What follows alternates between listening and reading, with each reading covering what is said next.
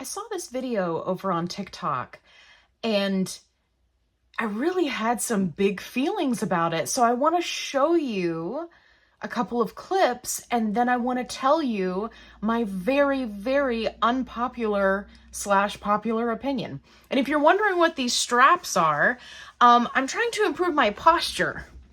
So like, hey, look, Saved by the Bell. Anyway, I got this thing on and it makes me sit up straight while I'm working. It's kind of nice. It's kind of, improving the posture. Anyway, let's talk about the video. So I really don't think that it's the providers per se that are giving patients full control over the medication. I honestly believe it's social media and people just doing what they want to do. Are there bad providers out there? Of course. And I truly believe that there's not enough information given to patients by the majority of providers. Now, I would say that there are also a lot of them that are not giving any education at all, or they're giving like this much education, and they're not really telling people about the risks of medication. They're not educating people on the doses, and social media is making things way worse. I really believe social media has made people think that because they have a compounded medication, that means they have free reign to do whatever they please with the medication. And people, I said this so many times, people forget. I feel like really people so often forget this is a prescription medication. You cannot just decide what dose you want to take based on a whim, But another thing complicating that is when you don't have support from your provider, I feel like a lot of people just decide that they just need to take matters into their own hands, and that's when they start doing all kinds of crazy stuff with their dose. And I'm not saying that you don't know your body best, because you absolutely do, but there's a reason why only certain people can prescribe medications, and that's because they went to school for this, right? They went to school, they know how to prescribe medications, and they know what's safe. And I feel like as a lay person, you don't always know what's safe or effective. And a lot of people are just seeing these people on the internet do whatever they want, and they have all these followers, and they're just doing all these crazy things because they see it out there, and it's scary and it's dangerous. Okay, so a few things here. First and foremost, this is not medical advice, obviously, because I'm not a doctor. She's not your doctor. And so this is all just opinion, observation, and food for thought. And that's really what I want to do, is really get you thinking. So are these GLP and GLP-1 peptides, are they a prescription medication? Yes, of course. But to make it seem like there's no information out there available about split dosing, microdosing, right? Lowering your dose, taking a smaller than, pharmaceutically created dose, right? Like instead of 2.5, you're taking 1, right? To say that information doesn't exist in the medical community is just not true. I mean, I'm sure that the majority of providers don't have access or are not looking into that type of research, but it exists. There are plenty of doctors who are prescribing that way for their patients. I mean, look at telehealth companies. They're all doing, microdosing, modified dosing schedule, right? They wouldn't be doing that just for giggles. They're doing it because patients need something other than what name brand is offering, for whatever reason. And what we have learned, not just in the last few years, but over the last 20 years that these peptides have been studied, is that there are many people who do not need such high doses in order to take advantage of all of the goodness that's in these peptides. There are so many people, especially those who are microdosing, who are able to see full benefit, lose all of their weight, and never go above 2.5. There's a whole group of people that can do that. So it's really just problematic, in my opinion, to say that patients who have compounded medication just think they can do whatever they want. If you have a broken medical system, right, where admittedly doctors are not helping their patients and not setting them up for success,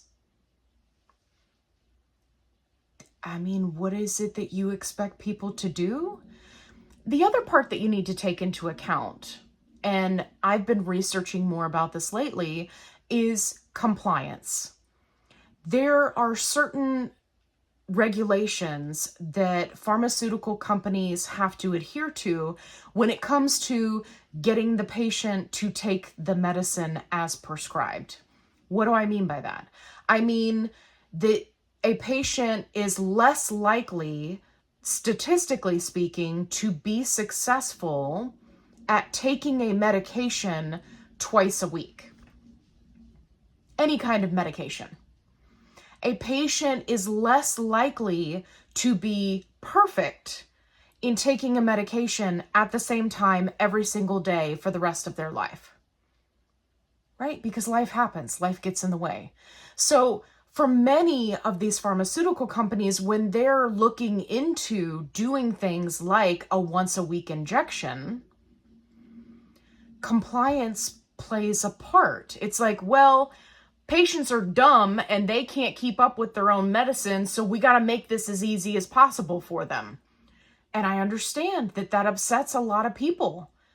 Some of us are very highly educated and know even more than some medical professionals about these peptides because we had to.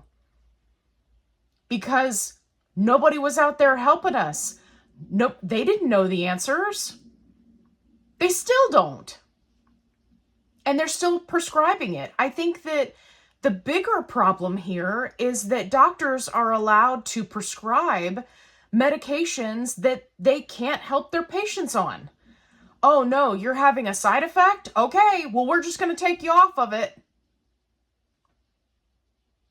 If I had $1 for every time that I saw somebody post in a panic in a support group who said, I'm experiencing constipation and my doctor said that if I don't get it resolved in the next few days, they're going to take me off this medication.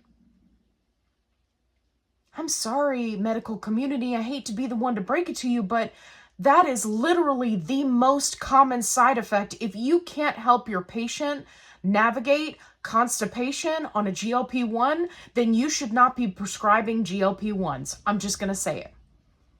I'm just going to put it out there.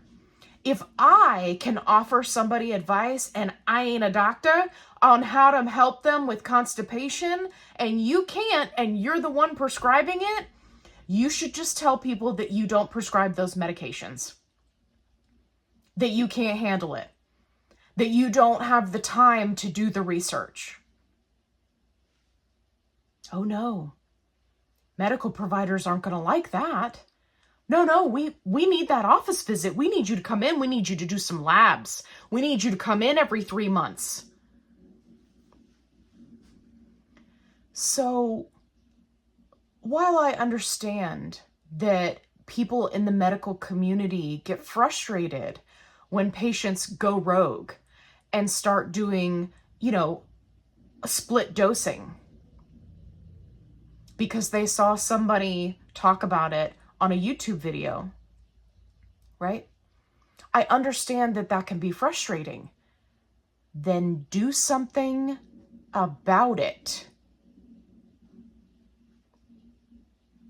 it's very easy to sit back and say, oh, no, you're not allowed to do that because that's not what they did in the research study. But how does that help your patient? What advice would you offer? How would you address their side effects at the lowest possible dose? Would you just tell them, oh, no, guess this is not for you? Your one and only hope, your holy grail medication to help you with your diabetes, your Hashimoto's, your PCOS, your autoimmune disorder, your rheumatoid arthritis, your inflammation, your obesity. Yeah, sorry. I know lots of people successful on that, but you're having a side effect and I don't know how to help you. So we're just going to take you off. You're at the lowest dose. There's nowhere else for you to go. There is. There is somewhere for them to go. And they will go to the internet, where there are plenty of doctors talking about it, doing the research. Just because it's not the pharmaceutical company doing the research, because why would they? They're not making any money off of that. It doesn't mean that that information does not exist. And this is why, in my opinion, blaming the patient for the lack of care in our medical system is not the answer. If you're a doctor and you find out that your patient is split dosing, then it's time for you to start researching, buddy. Time for you to get up with the times. Perfect example. When they did the research studies for these medications, Ozempic, Mounjaro, they were forcing people up through the doses. So what happened? That's exactly the same protocol that doctors use, insurance companies use to beat over your head, right? Because that's what they did in the study. So, oh my gosh, that must be the only way to do it. Guess what? For the new CagriSema study, they didn't do that. They didn't require people to go up in dose. It was more relatable to real world, where people could stay at a dose where they were successful. And what happened? Nobody died. Nobody's head exploded. Nobody turned into a giant blueberry because they ate the gum, right? It's very frustrating for me as a GLP-1 advocate who is constantly having to help empower patients to just speak up for themselves and not get railroaded by medical professionals in general. And then at the same time, have to play devil's advocate and say, well, yes, we're not happy with this, but it's a broken system. So don't get mad at your medical provider. It's not their fault. They can't possibly be, expected to know everything. So it's like you're stuck in this hard place no matter what you do. You're damned if you do and you're damned if you don't. So if you're in a broken medical system, your doctor won't help you. They're just going to take you off the meds, but you're having success, but you're having side effects. And then another doctor online says, hey, you know what I'm doing? I'm researching splitting doses. So what you do is you have more consistency through the system throughout the week. You don't have these peaks and valleys, which causes a lot of side effects, and patients are having success. What do you think the patient's going to do at that point? Hell, forget random patient person. What would you do? What would you do if you were absolutely miserable and your healthcare provider wasn't helping you? And so you fired that one, you got yourself a new one who equally couldn't help you because nobody's training them. It's not like they're getting a class on how to help their patients with GLP-1s. It's on the individual to learn. And then on the flip side, right? Playing devil advocate, here we go, flip side. Doctors, practitioners, nurses, they're fielding all of these questions and concerns, and patients are looking for help. And so they're being bombarded with all of this surrounding GLP-1s, and they don't want to deal with it anymore.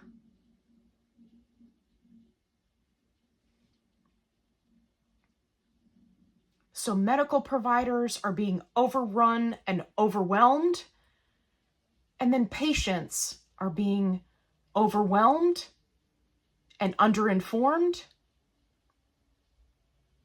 And the only thing that they have in common is that they're in a broken system and they're stuck in it together.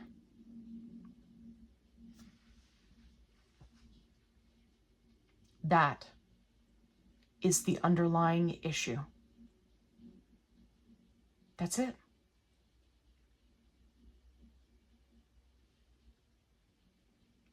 So do I blame patients for experimenting or going to find the information online that could potentially help them reach their goal?